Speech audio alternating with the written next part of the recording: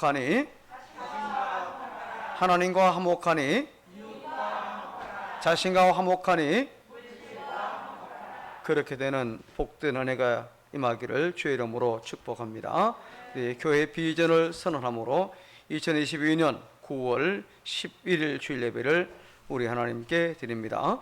우리 가능중앙교회는 예비신자를 주님께 인도하여 함께 가족이 되고 그들이 하나님께 예배하며 성숙한 성도도록 훈련하고 그들이 교회에 헌신하며 세상에서 선교하도록 한다. 아멘.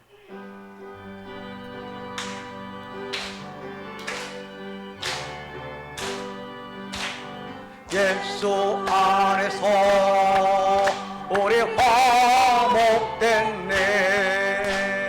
예수 안에서 우리 화목됐네. 하나님의 영광 함께 누릴 소망 있네. 예수 안에서 우리 화목됐네. 예수 안에서 우리 화목됐네. 예수 안에서 우리 화목됐네. 하나님의 영광 함께 누릴 소망 있네. 예수 안에서 우리 화목됐네.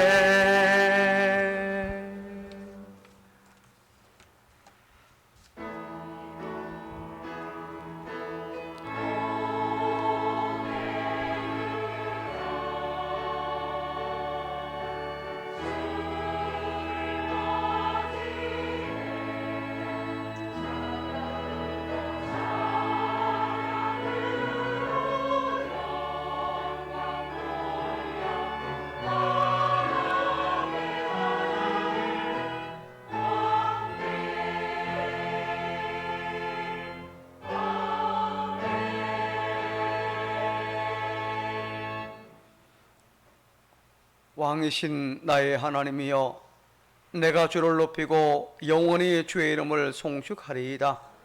내가 날마다 주를 송축하며 영원히 주의 이름을 송축하리이다. 여호와는 위대하시니 거기에 찬양할 것이라. 그의 위대하심을 청량하지 못하리로다. 대대로 주께서 행하시는 일을 거기에 찬양하며 주의 능한 일을 선포하리로다. 아멘. 천지 만물의 주관자이신 우리 하나님 아버지, 오늘 9월의 둘째 주일 거룩한 날을 맞이하여 가능중앙에 속한 하나님의 권석들 추석 명절 기간 중에서도 하나님을 예배하기 위하여 하나님 앞에 섰나이다. 예배하는 이곳이 아브라함과 이삭의 모리아산이 되게 하시고 야곱의 베들이 되게 하옵소서. 지금 시공을 초월해서 드리는 이 예배 가운데에 하나님의 영광이 임하며 하나님과 화목한 시간 되게 함으로 말미암아 모든 예배자들에게는 치료와 감동, 은혜와 복이 임하게 하옵소서. 예수님 이름으로 기원합니다. 아멘. 28장을 함께 찬송합니다.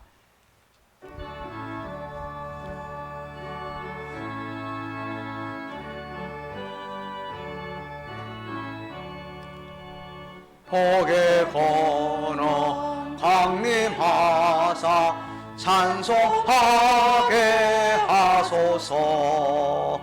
한량없이 자비하신 정량할 길 없도다. 천사들의 찬송가를 내게 가르치소서. 구속하신 그 사랑을 항상 찬송합니다.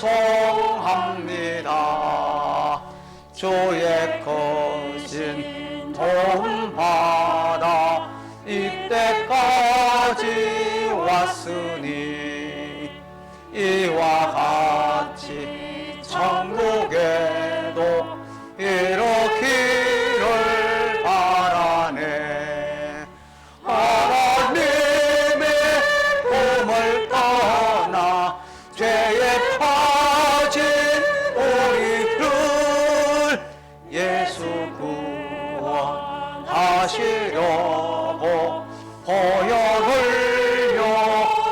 오셨네.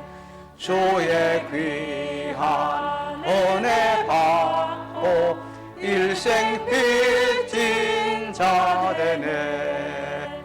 주의 은혜 사슬괴사 나를 굳게 매소서. 우리 마음을 연약하여 범죄하기 쉬우니 하나님이 받으시고 천국인을 지소서. 아멘.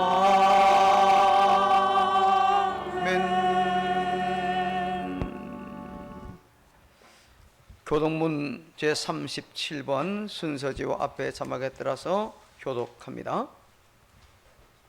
지존자의 은밀한 곳에 거주하며 나는 여호와를 향하여 말하기를 그는 나의 피난처요 나의 요새요 내가 의뢰하는 하나님이라 하리니.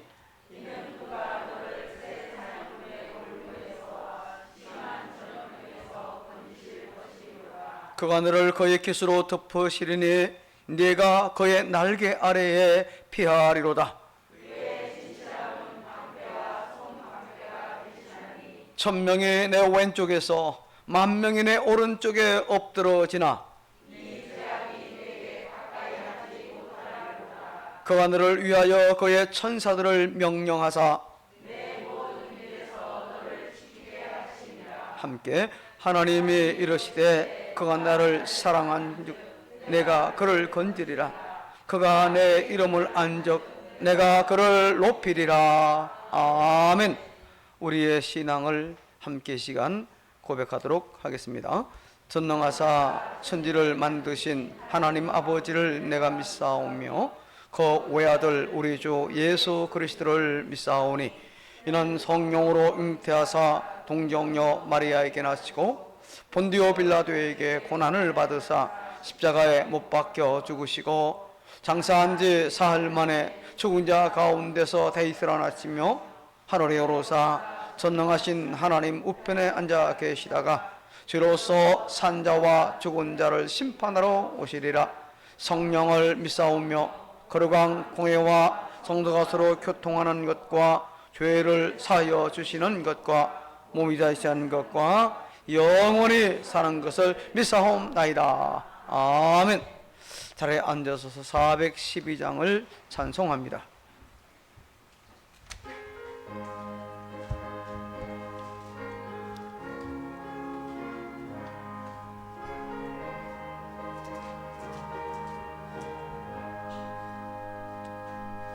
내 영혼의 걷기 깊은 데서 맑은 바락이 울려나네. 하늘 폭주가 언제나 흘러나와 내 영혼을 고이 싸네.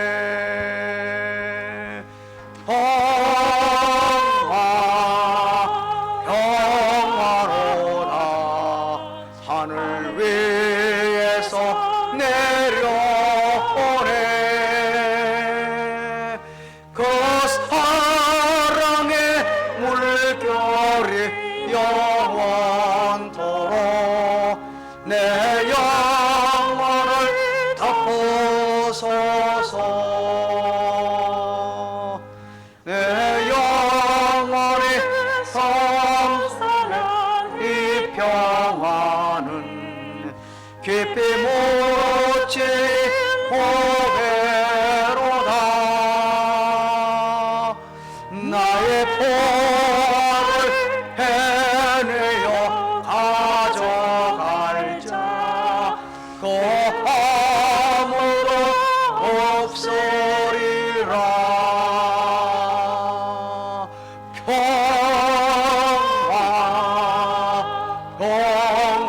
평화로다. 하늘 위에서 내려오네.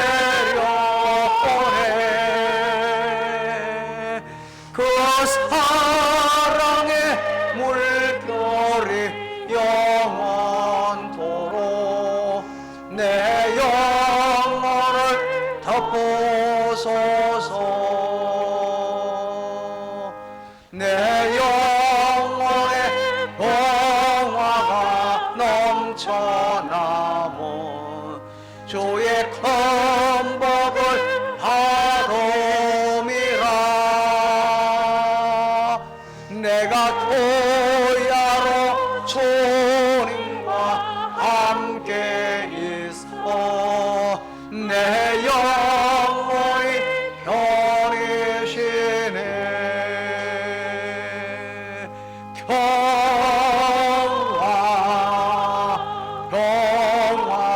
평화로다.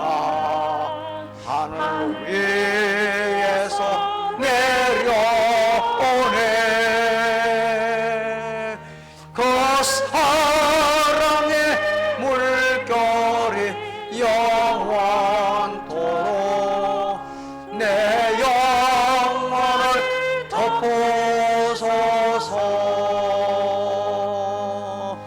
이 땅 위에 험한 길 가는 동안 참된 평화가 어디 있나. 우리 모두 다 예수를 친구 삼아 참 평화를 누리겠네.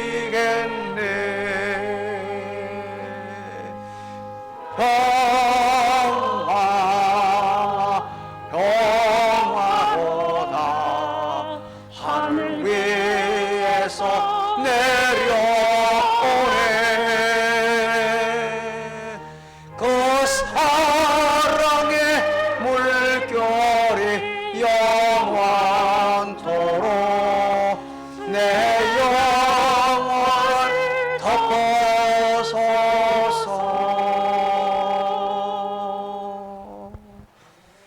이 시간을 대표해서 전순관 장로님께서 기도 인도하도록 하겠습니다.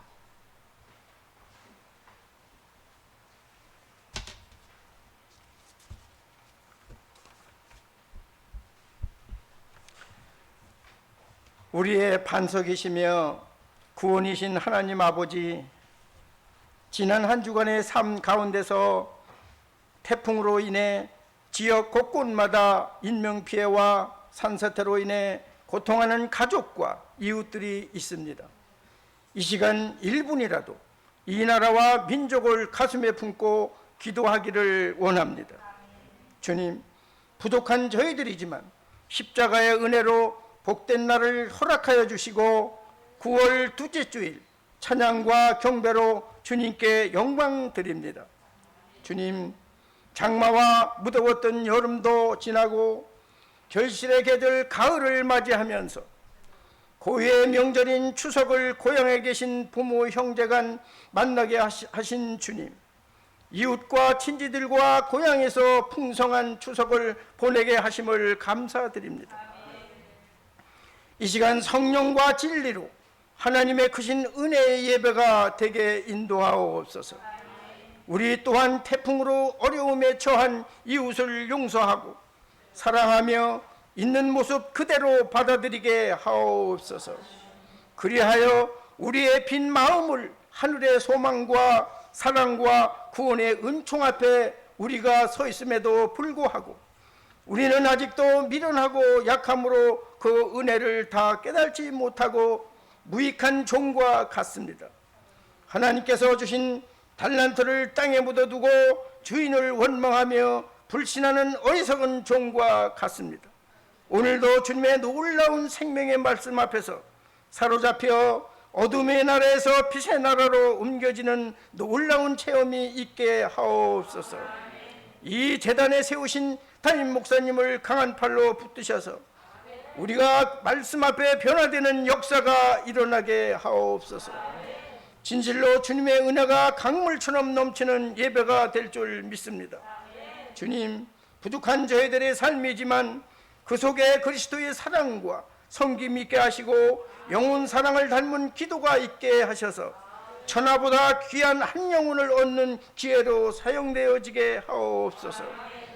이 시간 아름다운 찬양으로 예배를 돕는 할렐루야 찬양대원 모두 대원들에게도 은혜를 주옵시며 하나님 영광 받아 주옵소서. 이 모든 간구와 기도를 우리 구주 예수 그리스도의 이름으로 기도드리옵나이다. 아멘.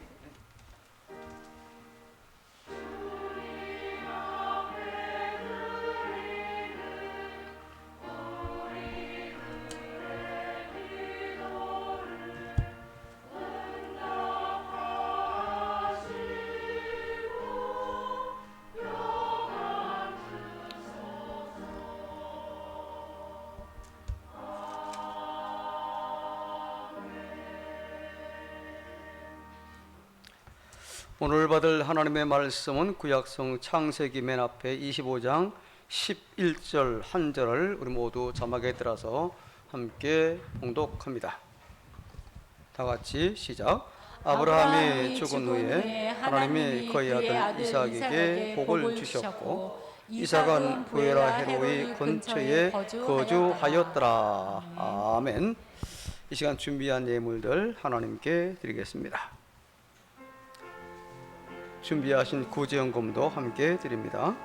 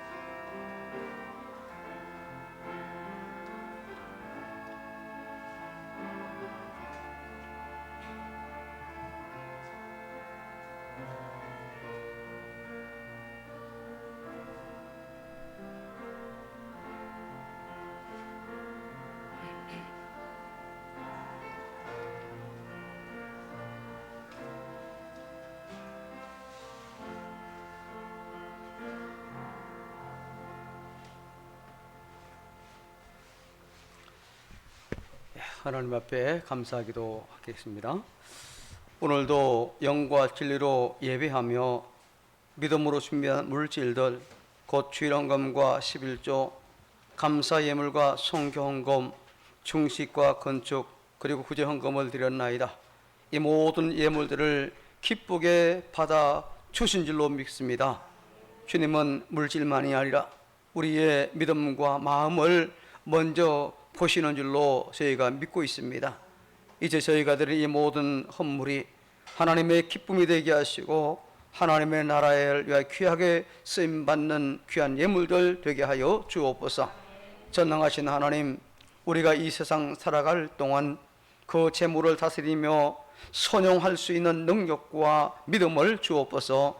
돈 때문에 어려움 당하거나 눈물 흘리지 아니하도록 필요한 대로 공급해 주옵시되 물질 앞에서 돈 앞에서 교만하거나 비겁하지 않게 하시고 하나님 앞에서 정직하고 돈 앞에서 당당한 그런 신자이게 하옵소서. 이제 그 물질이 나온 일터와 가정에 크신 복을 내려주심으로 수고하는 모든 일들 위에 풍성한 열매가 여기저기 주렁주렁 열리게 하시며 그 결과 앞에 겸손하게 하옵소서. 오늘도 예배를 위해 봉사하며 섬기는 모든 이들을 복되게 하시고 귀하게 여기시되 은혜를 사모하는 심령들 위에 준비하신 은혜와 복의 복비서와 같이 이런 비와 같이 이제 혹은 복된 장화비와 같이 필요한 곳 필요한 때에 임하게 하옵소서.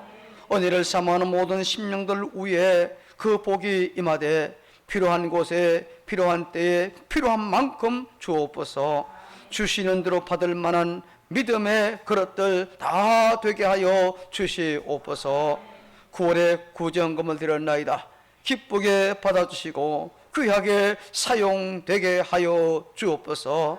금년의 폭우와 혹은 이제 태풍으로 인하여 어려움을 당하는 모든 수재민들을 위로하는 위로금이 되게 하여 주옵소서. 기쁨과 감사로 준비해서 드리는 이 모든 교우들에게 복을 주심으로 그 삶이 넉넉하게 하옵소서. 6차 유행 중인 코로나19가 우리의 삶에 전혀 방해가 되지 않으며 예배와 일상에도 아무런 지장이 되지 아니하도록 은혜를 베풀어 주시옵소서. 연세 높거나 혹은 병약한 교우들 그리고 어린아이들을 지켜주시되 어떤 변종도 이기게 하시며 후유증 없이 완전히 낫도록 도와주시옵소서. 여러가지 질병으로 인하여 검사하거나 혹은 수술을 준비하는 교우와 그 가족들을 기억하시고 하나님 위로하심과 치료가 있게 하옵소서. 모든 우환질과 속기에 물러가며 완전히 회복되며 낫게 하여 주시옵소서. 추석을 맞이하여 출타하는 교우들의 안전과 생명을 지켜주시며 행복하고 즐거운 명절이 되게 하옵소서. 21일부터 진행되는 대신방 후에 성령으로 함께 하심으로 가정과 자녀 일터에 복이 임하며 주신 말씀을 사모하며 기대하게 하여 주시옵소서. 우리 구주 예수님 이름으로 감사하며 축복하고 기도합니다. 아멘.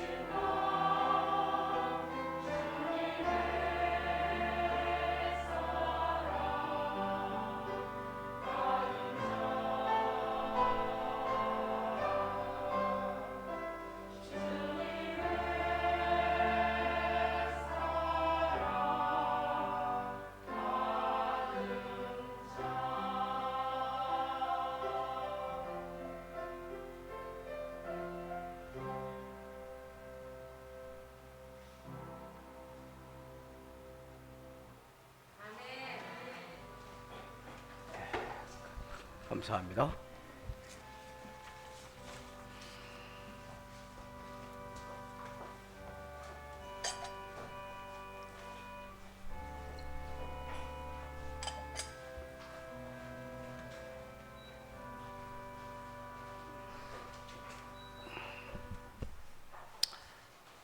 추석을 잘 보내셨는지요? 네, 아직 추석 명절 기간 중에 있어서 아마 예배 끝나고 가면은 딸네 가족이 오든지 아들네 가족이 오든지 그렇게 하는 가정들이 아마 있으리라 생각이 되었습니다. 아름답고 행복한 추석 명절이 끝날 때까지 주의 은혜와 평강이 이런 모든 10년간 임하기를 축복을 합니다. 우리가 이렇게 명절을 당하면 늘 마음에 어떤 안위가 되고 평안함이 있는 그런 장소가, 특별히 고향집을 생각할 때는 그런 기분이 아마 늘 들이라 생각이 되어집니다. 여러분 혹 여러분에게 결코 잊지 못할 그런 장소는 있는지요? 아니면은 마음이 힘들고 또 몸이 지쳐 있을 때에 우리 삶의 자리를 훌쩍 떠나고 싶은 그런 장소가 있는지요? 누구에게나 이런 잊지 못할 장소, 언제든지 나를 안아줄 것만 같은 그런 따스한 그런 참 기억 속에 남아있는 그런 장소가 있는 분도 있고 또 없는 분도 있을 수 있습니다. 추억이 깃든 장소는요, 우리가 힘들 때에 그 우리의 마음을 어루만져주는 그런 용기를 주는 힘이 있습니다. 또 아름다운 추억이 깃든 그런 장소는요, 정말 갈기갈기 찢어진 우리 마음을 싸매어주는 그런 능력이 있습니다. 멋진 추억이 깃든 장소는요, 그것을 생각만 해도 마치 따뜻한 어머니의 그 품같이 우리를 위로해주는 그런 이제 기억도 있습니다. 세상 걱정 없이 행복하게 살던 어른이나 애들은 걱정거리 없잖아요, 그죠? 그냥 마냥 뛰놀았던 그 옛날 시골집이 그런 곳이 될 수도 있겠고, 또 사랑하는 사람을 처음 만났던 장소가 또 그런 장소가 될 수도 있을 것입니다. 처음 신앙생활했던 고향교회 혹은 모교회는 우리의 신앙이 약해질 때에 다시금 우리의 그 신앙 용기를 주는 그런 이제 장소가 되기도 할 것입니다. 처음 주님을 만나 뜨거운 눈물을 흘리던 그 자리는요, 그것을 생각만 해도 우리의 마음에 뜨거움을 다시금 안겨주는 그런 역할을 하기도 하지요. 여러분, 혹 여러분에게 그런 장소가 있는지요? 오늘 본문에서 이삭은 아버지 아브라함이 죽었을 때에 부엘라 헤로이 근처에 살았다, 그렇게 이제 말합니다. 왜 성경은 이삭이 아버지가 죽은 이후에 이 부엘라 헤로이 인근에 살았다는 것을 기록을 했을까요? 아무 의미 없이 기록하지 않았습니다. 자, 이삭이 부엘라 헤로이 근처에 거주했다는 것은요, 오늘 본문이 우리에게 관심을 끄는 그런 이유가 있습니다. 자, 그것은요, 성경은 아브라함이나 이삭이 이주할 때마다 그들이 거주하는 장소를 정확하게 다 기록하지 않았다는 겁니다. 중요한 것들만 여기 머물렀다, 거기서 하나님께 제단을 쌓았다, 그렇게 표현했지 다 기록하지 않았어요. 자, 이삭의 아버지 아브라함이 주로 거주했던 곳은요, 보엘세와 그리고 헤브론입니다. 22장에서 아브라함이 아들 이삭을 그 모리아산에서 번제로 드리려 한 이후에 성경은 이렇게 말씀하죠. 자, 성경같이 창세기 22장 19절을 읽습니다. 시작. 이에 아브라함이 그의 종들에게로 돌아가서 함께 떠나 부엘세바에 이르러 거기 거주하였더라. 예, 이삭을 낳은 후에 이삭을 모리아산에 번제로 드리려 한 그때까지 아브라함은 주로 어디에서? 부엘세바에서 살고 있었던 거죠. 그리고 그로부터 20년의 세월이 흐른 이후에 아내 사라가 죽자 헤브론에 장사를 합니다. 헤브론 지역에. 자, 창세기 23장 2절에 보니까 사라가 헤브론에서 죽었다, 그렇게 기록한 것으로 보아서 그때 아브라함의 가족은 어디에 거주했을까요? 헤브론에 거주했던 거지요. 그러다가 사라가 죽은 후에 이 부엘라 헤로이라는 지명이 등장을 하는 겁니다. 자, 이 사라가 죽은 이후에 아브라함은 아들 이삭의 아내를 구하기 위해서 늙은 종을 자기 고향인 하란으로 보냅니다. 그리고 그 종은 하란에서 이삭의 아내감인 리브가를 데리고 오지요. 리브가가 가나안에 도착했을 때에 이삭이 자기 아내를 맞으러 나오는데 성경은 이렇게 기록을 했습니다. 자, 24장 62절을 읽습니다. 시작. 후에 이삭이 부엘라헤로이에서 왔으니 그가 네게부 지역에 거주하였음이라.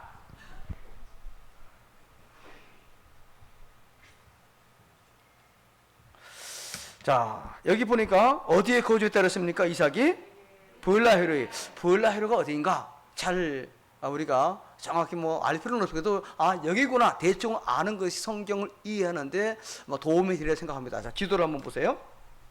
바로 빨간 이 부엘라헤로이 맨 밑에 있죠. 부엘세바에서 이제 쭉 내려와 가지고 맨 광야 거의 끄트머리입니다. 광야 쪽입니다. 이제 여기에 이제 맨 밑에 여기에 거주하고 있었던 거죠. 여기에 살고 있어요. 바로 맨 광야 근처 여기에 이제 지금 머물고 있는 그런 상황이 된 겁니다. 자, 비록 아브라함에 대한 언급은 없지만요, 아직 결혼하지 않은 그 이삭이 부엘라헤로이에 와서 자기 아내가 될 리브가를 맞아들였다고 한 것으로 보아서 그때의 아브라함과 이삭은 어디에 머물렀을까요? 바로 이 부엘라헤로이에 거주하고 있었던 겁니다. 자, 그러면은 왜 아브라함은 이삭을 데리고 이 부엘라헤로이에 그것으로 이주를 했을까요? 자, 부엘세바나 헤브론에 살다가 부엘세바에 살다가 위에 헤브론으로 쭉 올라갔다가 다시 쭉 내려오잖아, 그죠? 왜 이렇게 했을까요?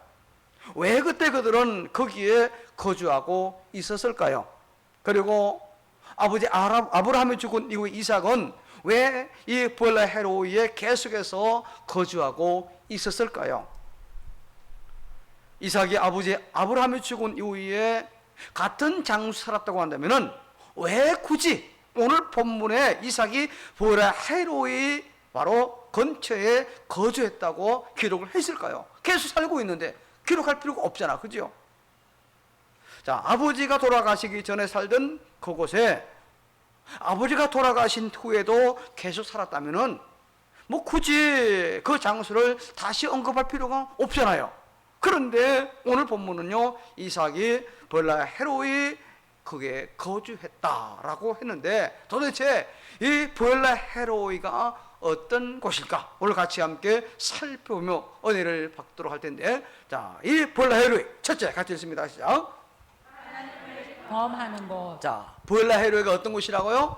하나님을 경험하는 곳. 하나님을 만나고 그분을 구체적으로 이제 체험하는, 체험이 있고 간증이 있는 바로 그런 지역이 어디다? 부엘라헤로이라는 겁니다.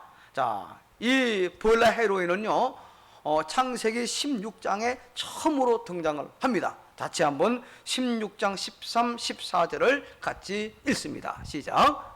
하갈이 자기에게 이르신 여호와의 이름을 나를 살피시는 하나님이라 하였으니 이는 내가 어떻게 여기서 나를 살피시는 하나님을 배웠는고 함이라. 이러므로 그 샘을 부엘라헤로이라 불렀으며 그것은 가데스와 베레 사이에 있더라. 예, 자, 우리가 아는 것처럼 아브라함이 하란에서 하나님의 부르심을 받고 가나안으로 올 때에 그의 나이가 75세였다 그렇게 했습니다. 그리고 하나님으로부터 내가 너로 큰 민족을 이루고 내게 복을 주어 내 이름을 창대하게 하리라. 너는 복이 될지라 라고 말씀을 하셨잖아요. 이런 약속을 받았습니다, 아브라함이요.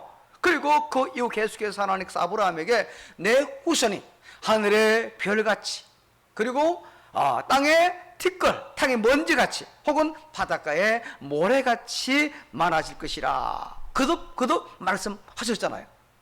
자, 나이가 많아 이제는 자신의 힘으로는 자식을 낳을 가능성이 없다고 생각되자 아브라함은 고대 사회의 그 전통을 따라서 자신의 종들 가운데 가장 지혜롭고 믿을 만한 사람을 양자로 삼아가지고 후계자로 세울 그런 생각을 하게 되죠. 그것이 바로 15장 2절에 나옵니다. 자, 같이 한번 또 읽습니다. 시작.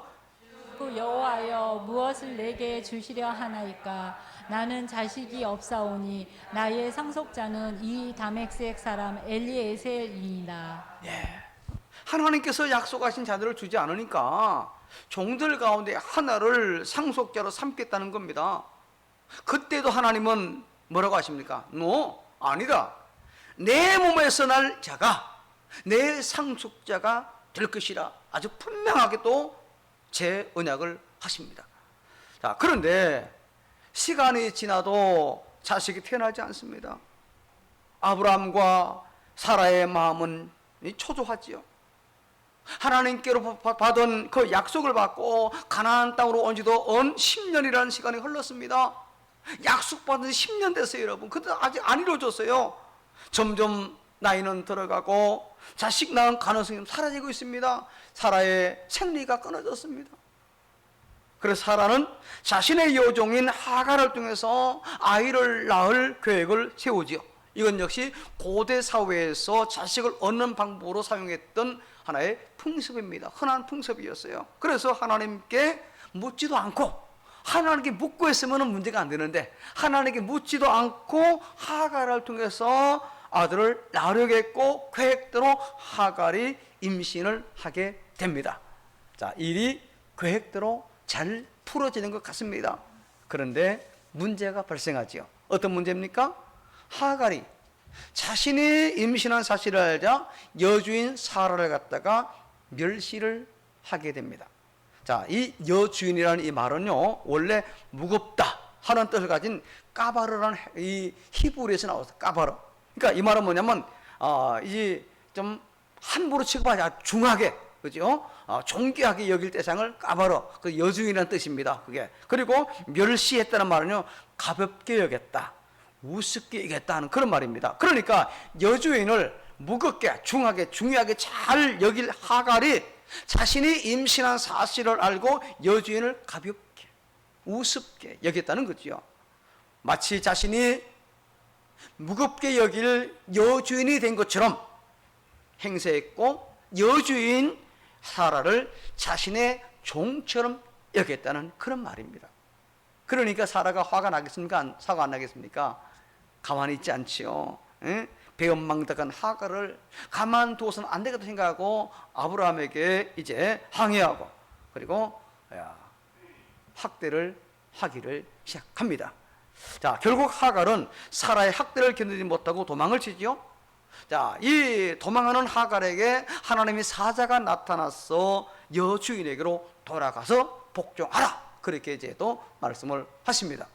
하나님의 사자가 도망하던 하갈을 만난 곳을 창세기 16장 7절은요 광야의 샘곁 곧 술길 샘곁이야, 그렇게 설명합니다. 아마도 광야를 가로질러 가지고 자기 고향인 애굽으로 도망하는 하다가 사막의 오아시스 같은 어떤 샘을 만나 거기에서 타들어가는 목마름을 아마 해결하려고 했던 것 같습니다. 샘물 옆에서 이 목을 축이며 잠시 쉬고 있는 참 적막한 이 시간에 하나님의 사자가 하갈에게 나타난 겁니다. 하갈에게 사라에게 돌아가서 복종하라고 하면서 내가 낳을 그 아들이 번성하게 될 것이라, 이런 약속을 하죠. 그리고 아들을 낳을 것이네, 그 이름을 뭐라 하라? 이스마엘이라 하라, 그렇게 또 이제 말씀합니다. 하나님께서 아직 태어나지도 않은 하갈의 그 뱃속의 아이를 이름을 지어주셨다는 것은요, 그 아들을 하나님께서 뭐 하겠다? 책임져 주시겠다는 거지요. 비록 아브라함에게 하신 그 약속의 후손은 아닐지라도 하나님께서 이 하갈에게 태어날 그 아이도 하나님의 특별한 은혜로 돌봐주시겠다, 그런 지금 약속입니다. 자, 그러자 하갈은 자신에게 나타났던 그 하나님을, 자신을 돌봐주신 하나님, 그리고 자신의 뱃속에 있는 자식까지 참 번성하게 하시겠다고 하는 약속하신 하나님 만난 그곳을 바로 부엘라 헤로이라, 그렇게 명하는 거죠. 이 부엘라 헤로이란 바로 나를 살피시는 하나님, 나를 책임지시고 나를 보살펴주시고 나의 갈 길을 인도하시는 바로 그 하나님의 뜻이에요. 자, 하갈은 지금까지 하나님이 나의 하나님으로 생각해 본 적이 없습니다. 나를 돌봐주시고 나를 살피시는 하나님이라고 전혀 생각하지 않았어요. 하갈에게 하나님은 주인인 아브라함과 사라의 하나님이었을 뿐, 그동안 아브라함과 사라가 하나님 제사 드릴 때에 그저 옆에서만 바라보았지만 자신의 하나님이라고는 전혀 생각하지 않았어요. 아브라함과 사라가 하나님께 기도할 때에 자신은 전혀 기도하지 않았어요. 그때까지 하나님은 주인 아브라함에게 복 주시는 하나님, 여주인 사라를 보살피는 하나님이었을 뿐이옵니다. 자신의 하나님이라고는 전혀 생각하지 않았습니다. 그런데 이 보엘라헤로이에서는 아닙니다. 지금 거기서 나타난 나의 하나님을 만난 겁니다. 주인 아브라함의 하나님이 아니라 나의 하나님으로 지금 만난 거예요. 여주인 사라를 돌보시는 하나님이 아니라 나를 돌보시고 나를 살피신 그 하나님으로 내가 만났다는 겁니다. 그래서 하나님께서 나를 찾아오신 그곳, 자신이 나의 하나님으로 하나님을 만난 그곳의 이름을 바로 보엘라헤로이라 그렇게 명명했던 겁니다. 나를 살피신 하나님, 그것을 만난 겁니다. 자, 오늘 본문에서 이 아버지 아브라함이 죽은 이후에 이삭이 보엘라헤로이의 인근에 거주했다 기록한 이유도 바로 그런 겁니다. 자, 어쩌면은 지금까지 이삭에게 하나님은 아버지 아브라함의 하나님이었습니다. 아버지 하나님은 지금 이제 아브라함에게 복을 주시는 그런 하나님이었습니다. 자신과는 그 상관없는 하나님인 줄 알고 있었어요. 그런데 오늘 본문에서 말씀하신 것처럼 아버지 아브라함이 죽은 이후에 하나님께서 이삭에게 복을 주었다라고 말씀하고 있어요. 마치 아버지에게 주었던 것처럼, 아버지와 함께했던 것처럼 지금 자기와 함께하고 자기에게 복을 주신다는 겁니다. 여러분, 오늘 본문을 기록 순서로 한번 잘 보시기 바랍니다. 아브라함이 죽은 후에 이삭이 보엘라헤로이에 거주했고, 그래서 하나님께서 이삭에게 복을 주었다 그렇게 말씀하지 않았습니다. 그죠? 자, 다시 우리가 오늘 본문을 다시 읽습니다. 시작. 아브라함이 죽은 후에 하나님이 그의 아들 이삭에게 복을 주셨고 이삭은 부엘라헤로이 근처에 거주하였더라. 예, 제가 보니까 아버지 아브라함이 죽은 후에 자신에게 복을 주신 하나님을 이제 경험하는 겁니다. 하나님 시험하는 겁니다. 이제 아버지 아브라함의 하나님이 아니라 나에게 복을 주시는 나의 하나님을 지금 만나고 경험한 거예요.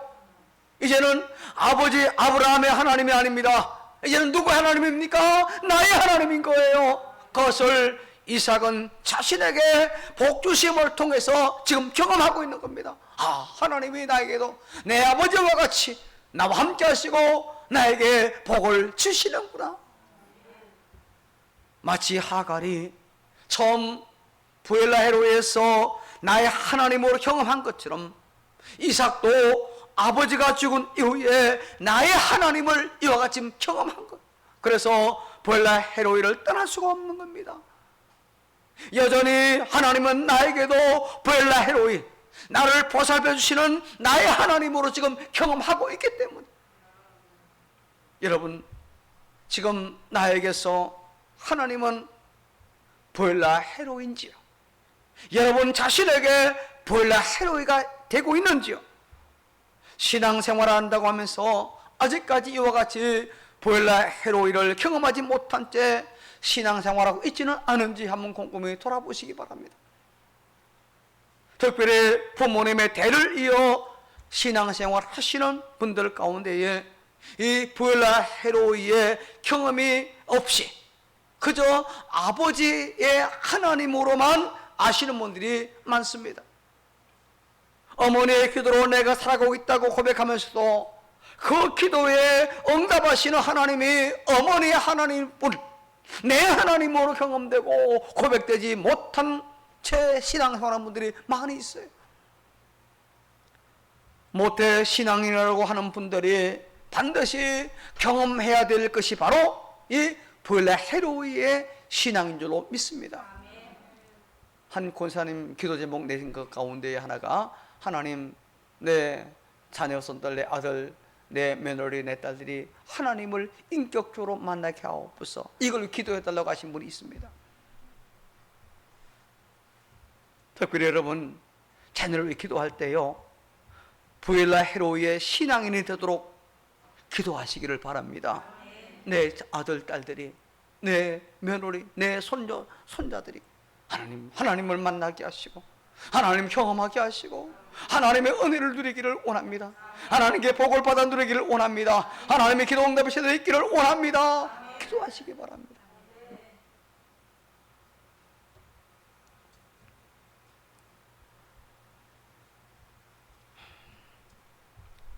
자녀들이 내가 만난 하나님을 전수받는 신앙만이 아니라 더 나아가서 그들이 하나님을 인격적으로 만나고 그들 스스로 하나님의 깊은 은혜 안에 머무는 그 기쁨을 맛보는 신앙으로 자라가도록 그렇게 우리는 기도해야 됩니다. 그렇게 배려해야 됩니다. 나의 하나님으로 경험되지 못한 신앙은요, 깊이 뿌리를 내리지 못해요. 나의 하나님으로 고백되지 못한 신앙은요, 기쁨 누리기가 쉽지 않습니다. 우리가 예배 드릴 때에도 부엘라 헤로이 나의 하나님으로 예배해야 될 줄로 믿습니다. 나를 살피시고 돌보시는 나의 하나님, 나에게 은혜의 샘물을 공급해 주시는 나의 하나님으로 경험되는 복된 신자, 또 그 신자의 자녀손들이 계속해서 일어나기를 주의 이름으로 축복합니다. 자, 두 번째로 부엘라 헤로이는 같이 읽습니다. 시작. 위로가 있는 곳. 뭐가 있는 곳? 위로가 있는 곳. 위로가 있는 곳. 여러분, 삶이 얼마나 고단합니까? 힘듭니까? 이런 고단한 피곤한 우리 삶 가운데 참된 위로가 있는 곳이 어디다? 부엘라 헤로. 부엘라 헤로. 오늘 본문에서 아브라함이 죽은 후에 이삭이 부엘라 헤로이 지금 건처에 거주했다고 기록한 또 하나의 이유가 있어요. 이삭과 관련해서 이 부엘라 헤로이에 처음 언급된 것은 이미 말씀드린 대로 24장 62절입니다. 자, 이삭이 자신의 그 아내가 될 리브가를 만나기 위해서 부엘라 헤로이에서 나와 있다가 리브가를 맞이합니다. 그죠? 그리고 그 이야기는 이렇게 결론을 맺습니다. 24장 67절을 읽습니다. 시작. 24장. 이삭이 리브가를 인도하여 그의 어머니 사라의 장막으로 들이고 그를 맞이하여 아내로 삼고 사랑하였으니 이삭이 그의 어머니를 장례한 후에 위로를 얻었더라. 어머니 사라가 죽은 이후에 이삭은 아주 깊은 슬픔에 빠져 있었던 모양입니다. 뭐 그도 그럴 것이 90세의 늙은 몸으로 자신을 낳은 어머니잖아요. 그리고 사랑하는 아들 이삭을 위해서 어머니 사라가 어떤 사랑을 베풀었을지 우리는 충분히 짐작하고도 남잖아요. 어떤 자식입니까? 그 자식이 기도해서 그것도 정말 도저히 낳을 수 없는 이미 경수가 끊어진 나이 90에 낳은 그런 아들이에요. 늙음하게 낳은 아들일 뿐만 아니라 자신이 낳은 유일한 아들이에요. 자식 열이 있어도 다 귀한데 달랑 하나입니다. 그러니 어머니로서 아들 이삭에게 해줄 수 있는 것은 아마 다 해주었을 거예요. 온갖 정성, 온갖 사랑을 다 쏟아부었을 것입니다. 그런 사랑을 받아왔는데 그 어머니가 이삭의 나이 37에 세상을 떠나고 말았습니다. 아직 결혼도 하지 못했는데 어머니가 세상을 떠났으니 그 슬픔은 이루 말할 수 없잖아요. 어머니를 떠나보내고 깊은 슬픔 가운데 있던 이삭을 위해서 아버지 아브라함은 가능하면은 빨리 그 이삭 결혼해서 마음의 안정을 찾아주게 하고 싶었습니다. 그래서 급히 종을 하란으로 보내가지고 리브가를 아내감으로 데리고 오게 한 거죠. 어머니를 떠나보내고 공한 마음과 깊은 슬픔 중에 있던 이 이삭에게 리브가는 큰 위로가 되었습니다. 어머니의 빈자리를 채워줄 여인이었기 때문이죠. 그래서 성경은 이삭이 아내 리브가를 어머니의 사라의 장막으로 드리고 그를 아내로 삼아 사랑했다라고 했습니다. 그리고 그 일로 인하여 어머니의 장례 이후에 위로를 얻었다고 했잖아요. 어머니를 장사한 후에 위로를 얻었더라.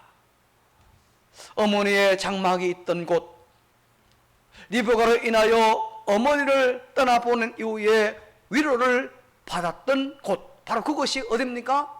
보엘라헤로. 보엘라헤로이는 어머니의 장막이 있던 곳, 어머니 집이 있던 곳, 아내 리브가로 인하여 큰 위로를 얻었던 그곳, 그것이 보엘라헤로입니다. 그리고 이제 결혼한 지 35년의 시간이 흘렀고 아버지마저 세상을 떠나고 말았습니다. 아버지의 장례를 마친 이후에 이삭의 마음이 어머니를 떠나보낸 이후의 마음처럼 깊은 슬픔 중에 있었을 것입니다. 자신의 큰 울타리가 되어주었던 아버지, 비록 연세가 많았지만 언제나 자신의 든든한 버팀목과 같은 아버지였잖아요.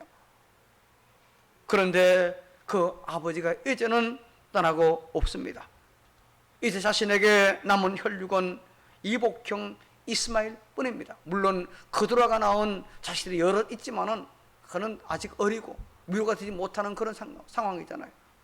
그런데 아버지의 장례를 치른 이후에 이스마엘은 다시 자기의 삶의 터전으로 돌아갔습니다. 이제 남겨진 것은 자신뿐이에요. 그 어디에도 자신의 마음에 위로를 얻을 곳이 없습니다. 그래서 이삭은 어머니의 장막이 있던 곳, 이 보엘라헤로이를 떠날 수가 없었어요. 그것이 바로 자신을 위로해 주었던 그 장소이기 때문에 자신의 마음에 힘을 얻게 해주는 어머니의 장막이 있던 그곳이었기 때문에 그걸 떠나지 못했던 겁니다.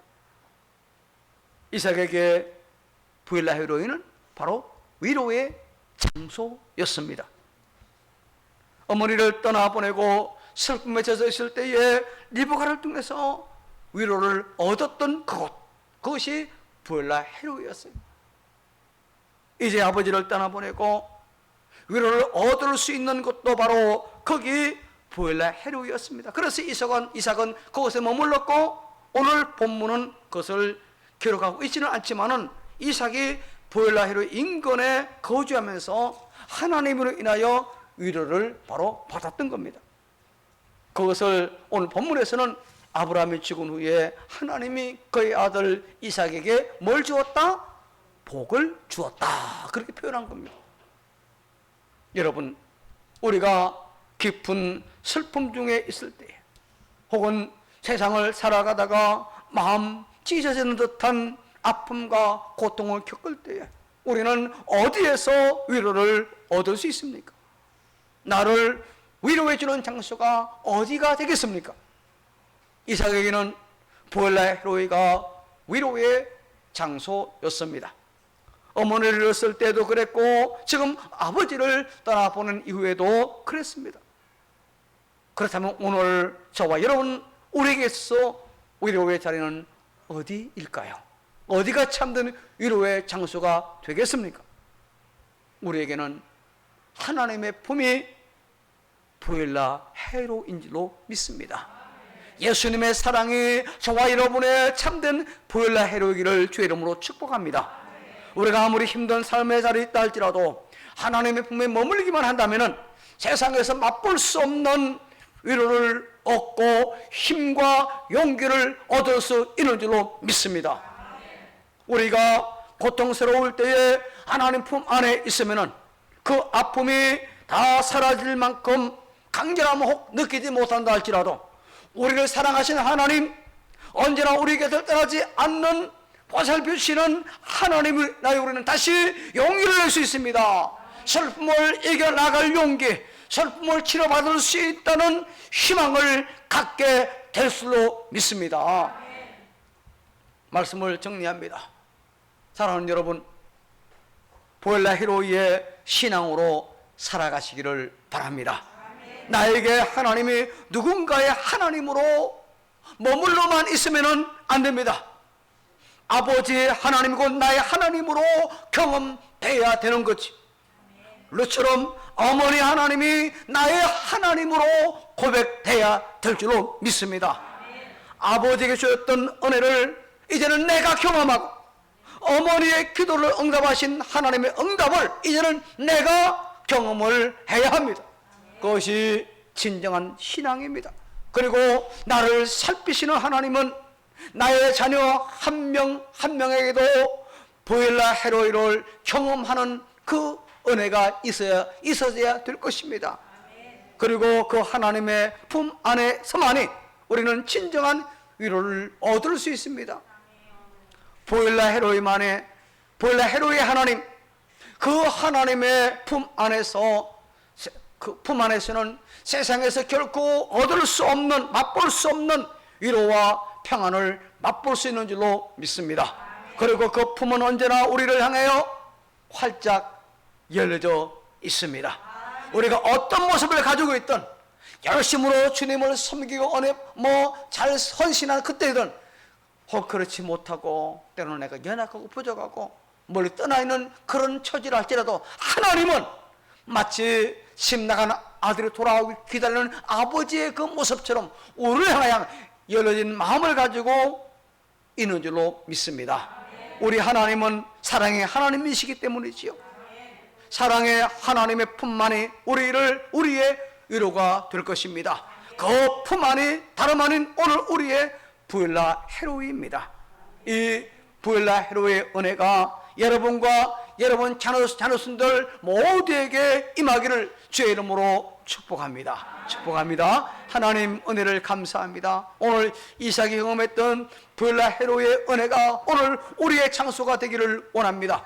우리가 언제나 그 하나님을 체험하며 하나님의 위로를 맛볼 수 있는 대회가 될 수 있도록 도와주시고, 우리만이 아니라 이제는 내 아들, 딸, 내 며느리, 손자, 내 사이 모두가 하나님을 구체적으로 경험하게 하시고 하나님의 위로를 받을 수 있는 저희 모두가 다 얻을 수 있도록 은혜를 베풀어 주시옵소서. 예수님 이름으로 기도.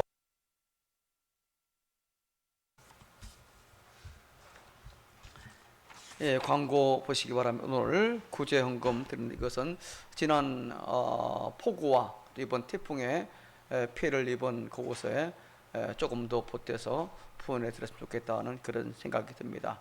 구제부와 사용해서 이렇게 실행하도록 하겠습니다.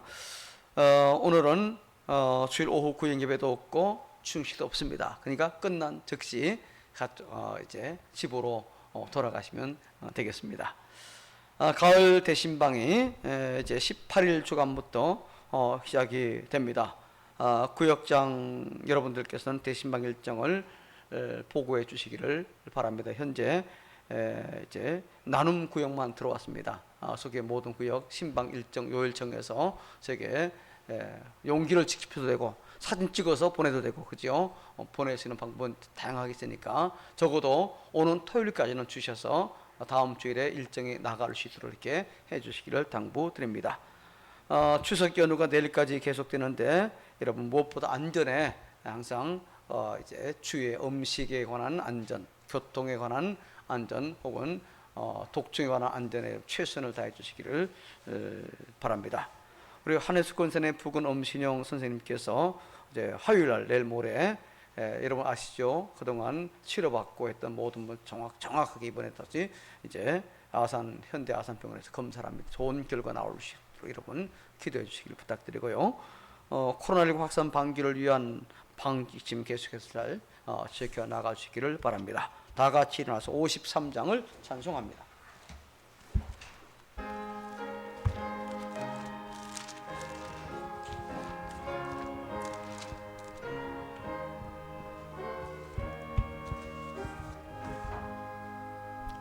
성전을 떠나가기서 머리를 숙일 때 주께서 함께 계시고 복 내려 주소서.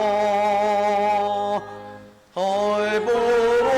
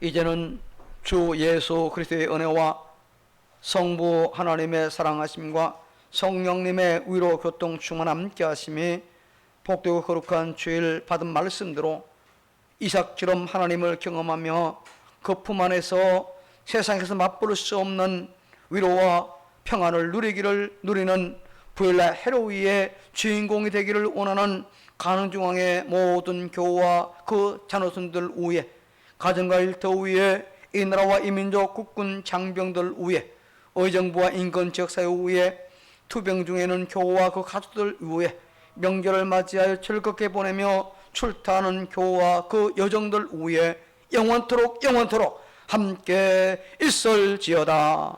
아멘.